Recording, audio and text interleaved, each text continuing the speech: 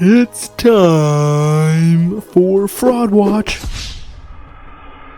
a series where we look at players or even franchises. By using both the expectation and numbers, we can determine if they should be considered frauds or not. Wait.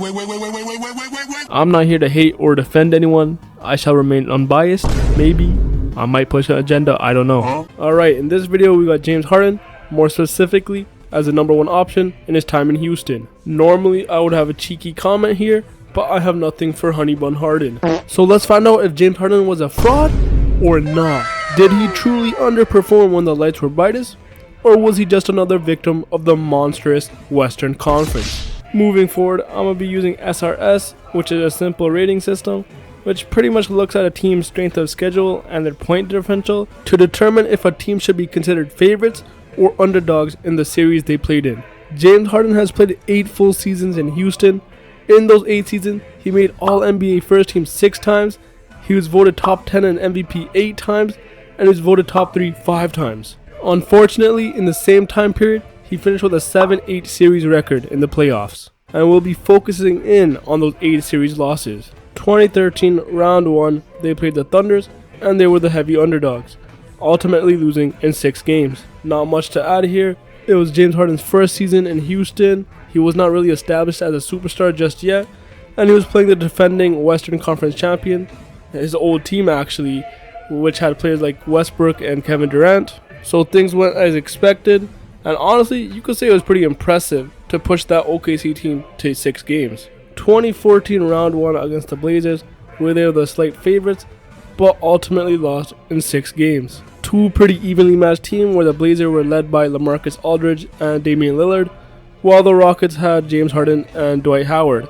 All 4 players being either all-star or borderline all-star players at that time, with fairly similar role players. And as everyone knows in modern day basketball, most of the times in the playoffs, these games come down to the star players. And of the 4 stars, James Harden shined the least. He was outplayed by Dwight Howard, was outplayed by LaMarcus Aldridge, and yeah, we all know what Damian Lillard did in that series. It's Lillard. He got the shot off. Lillard, good!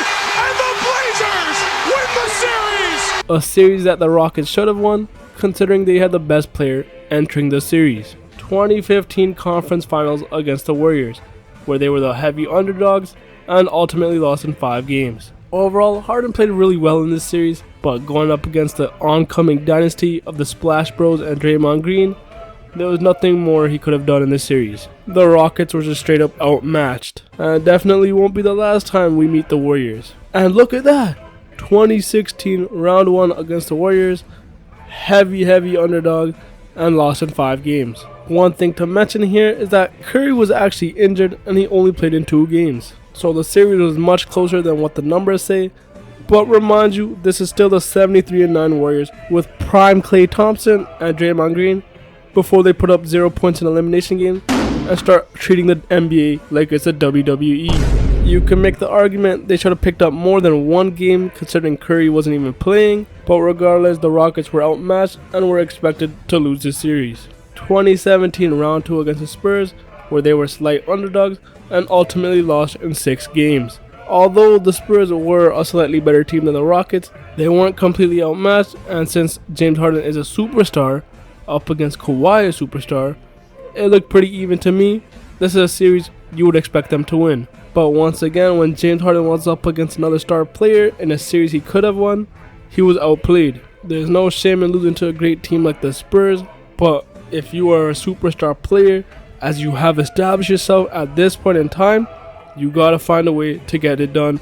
Especially against a team you somewhat match up well against, you gotta bring it home. But in all fairness, they would have lost the next series against the 2017 KD Warriors.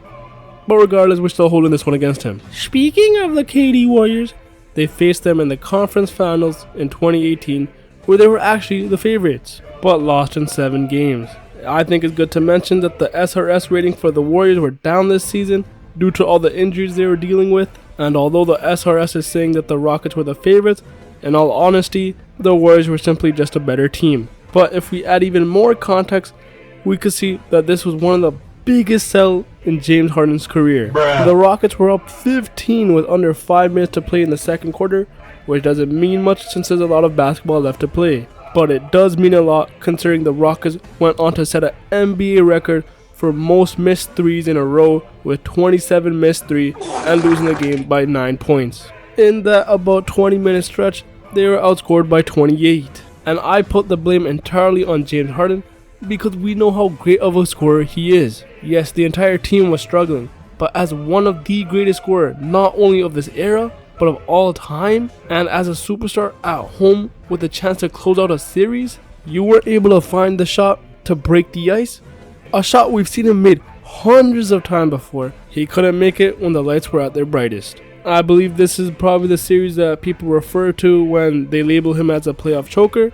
And honestly, out of all the series we've seen, this is the only one where I would say that he actually choked. 2019 round 2 against the Warriors again, being slight underdogs, and would ultimately lose in 6 games. Once again, not much you could do against arguably the best team ever assembled, and unlike the last series, he was never in a position to even close out a series. Durant also missed a game in this series, but that probably didn't play a huge factor, and James Harden was actually the best player in this series. But once again, the Rockets were simply outmatched. 2020 round 2 against the Lakers, where they were the underdogs, they ultimately lost in 5 games. In a matchup of superstars, James Harden actually shined the brightest. He was arguably the best player in this series, and just like most of these series, the Rockets overall were just outmatched. Recapping the 8-year Houston Harden window, we see that they should have won at least 3 of these series, but ultimately won none of them. But let's quickly give credit to where credit is due and look at his 7 wins. We see for the most part these are wins against teams that he should have won against, and he did, except for one, where he beat the Clippers in 2015 as the underdogs. Although Chris Paul was out 2 games for this series, when the opportunity presented itself, James Harden was able to deliver. So in total in this window, the Rockets were favored to win 9 of these series, but only won 7, which is still pretty solid. And honestly speaking, if it wasn't for the 2018 generational choke by Harden and the Rockets, they most likely would have won the championship. Meaning I wouldn't even have a video to make because he would have established himself as not a fraud. Those other 2 losses, they're not that big of a deal. Although he underperformed and got outshined by another star player, he probably would have lost in the later rounds to tougher competition. But since 2018 did happen, Harden's time in Houston has been nothing but fraud.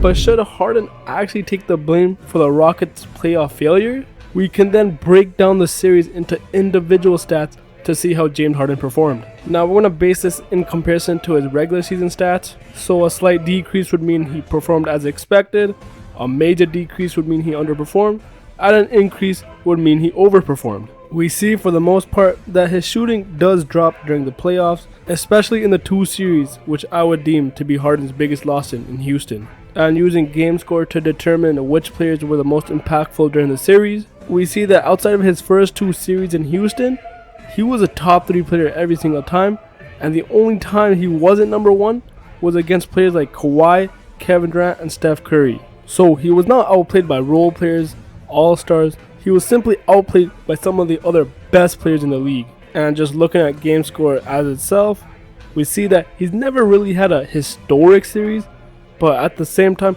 he never had a horrendous series. And looking at all of his stats, we see that outside of his advanced stats, he has played relatively the same during the regular season, taking into account that it's normal for your numbers to drop just a little bit because you're versing a much tougher team with better game plans. And honestly, looking at everything put together, James Harden is not big of a playoff choker as people make it seem to be. Had he lost a 2018 conference final in a respectable fashion, you could make the very good argument that he's not a fraud. But unfortunately, he didn't.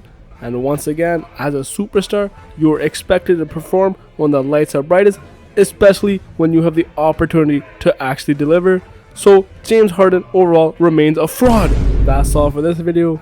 Once again, let me know, do you think this was a valid assessment? Do you think I was too harsh? Do you think I was too lenient? And also comment below if you want to see me do a certain player. I have some in mind, but I would like to know what you guys want to see for the next Fraud Watch.